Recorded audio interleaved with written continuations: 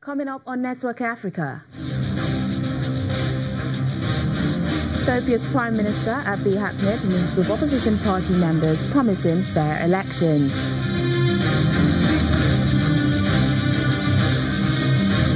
Migrant numbers to Italy said to be dropping significantly.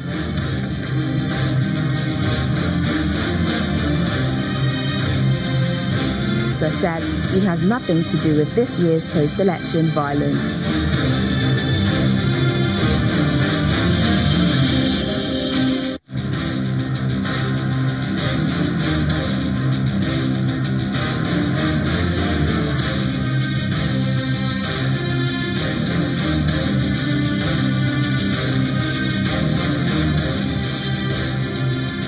Welcome to the program, everyone. I'm Teniola Shibowale. Begin today in Ethiopia, where the Prime Minister has met members of 81 opposition parties to discuss ways of reforming the electoral system.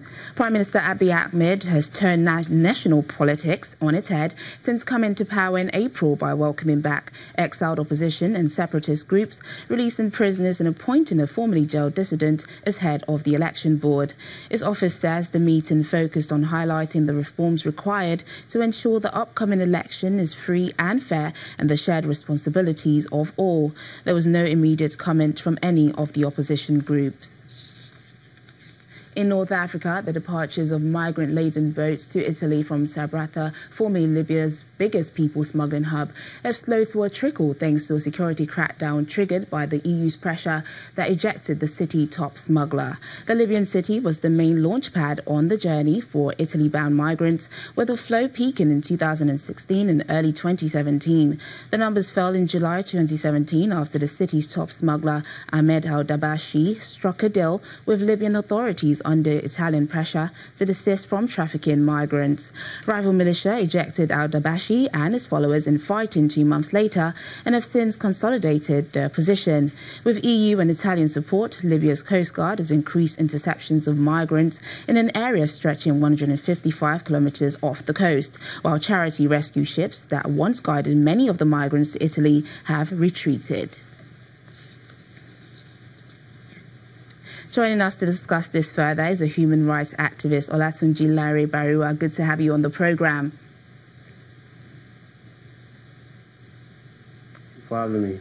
Great. Olatunji, I hope you can hear me. Migrants' flow has been taking a downward turn in Libya. Why do you think the figures are dropping? I don't think any body has been able to put an exact finger on the direct cause of this, but there are several factors that could have been responsible for it. And if you notice, there's been better coordination among countries, especially the destination countries and the origin countries in recent times. There's been better sharing of intelligence, even among the countries on the route. And so that has helped in dropping the numbers. And you also need to be aware that there has also been a lot of pressure from the European Union on the North African countries. There's been a lot of funding support. There's been a lot of training. There's been a lot of intervention also by UN agencies. A lot of INGOs are also working in the regions. The UNHCR is in the region. IOM is there. If you get to Agadez, Niger Republic, there are a lot of international NGOs on that part who are also trying to dissuade a lot of people going to Libya to turn back. So that has helped in a number of ways. And you also have to look at the coordination among countries that led to also repatriation of a lot of people who have been displaced, a lot of people who have been in Libya, who have been returned, who have been in Italy and all that. And so that's a major factor. And also the terror on the road is getting home to a lot of people who are intending to, migrate to Europe through the irregular path. The terror on the road, the number of deaths. The last time there was an IOM report recently in November that placed over 16,000 people have died since 2014, even within Africa, while in the course of migration.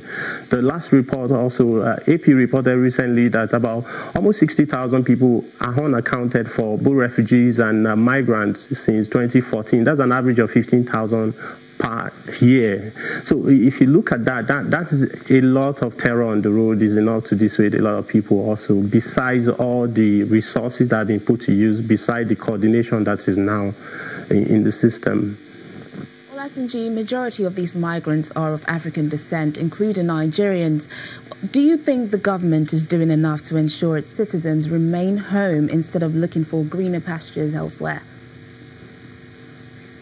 No, in the case of Nigeria, with the large numbers we are contributing to these numbers, we are not doing enough, and there's a problem on the Nigerian side.